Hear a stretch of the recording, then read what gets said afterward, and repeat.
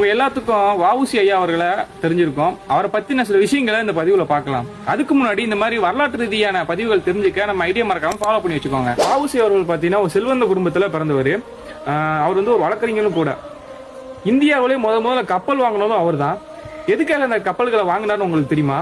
ஆங்கிலேயர்களுக்கு ஒரு முதுகெலும்பா இருந்தது அவரோட வணிக தொழில் தான். இந்தியாவில இருந்து பொருட்களை எடுத்து மற்ற நாடுகள்கிட்ட வணிகம் பண்றதுக்கு அவங்க கப்பல்கள் தான் யூஸ் பண்ணாங்க.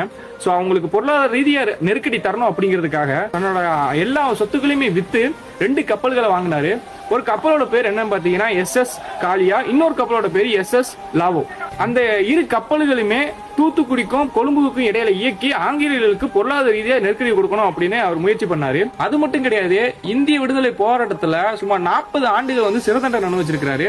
அந்த சிறை தண்டனை அப்பயும் கூட சில நூல்களை எழுதி வெளியிட்டு இருக்கிறாரு. இன்னொரு விஷயம், இவர் எதுக்கு செக்கிழுத்த செம்மல் அப்படின்னு அழைக்கிறாங்கன்னு உங்களுக்கு தெரியுமா? இவர் என்னதான் ஒரு செல்வந்தராகவும் வழக்கறிஞராகவும் இருந்தாலும் ஆங்கிலேயர்கள் எப்படி ட்ரீட் பண்ணாங்க அப்படின்னா, மாடுகளை வச்சு இழுக்கப்படுற அந்த செக்கை இவரை வச்சு இழுக்க வைத்தாங்க. அந்த அளவுக்கு இந்திய மக்களுக்காக பல துயரங்க பார்த்தவர் தான் வ.உ. சிதம்பரனார். ஆனா இப்போ சில சமூகத்தினர் அவரோட ஜாதி தலைவரை வச்சிருக்காங்க. என்னோட கருத்து என்ன அப்படின்னா, அவரோட ஜாதி தலைவர் அப்படின்னு ஒரு சிறிய வட்டத்துக்குள்ள அடக்காம ஒரு தேசிய தலைவர் அப்படின்னு வரப்போற இளைய தலைமுறைக்கு கடத்தணும் அப்படிங்கறதா என்னோட கருத்து. இவரை பத்தி நீங்க என்ன நினைக்கிறீங்க அப்படின்னு மறக்காம கமெண்ட்ல சொல்லிட்டு நம்ம ஐடியா மறக்காம ஃபாலோ பண்ணி வச்சுக்கோங்க.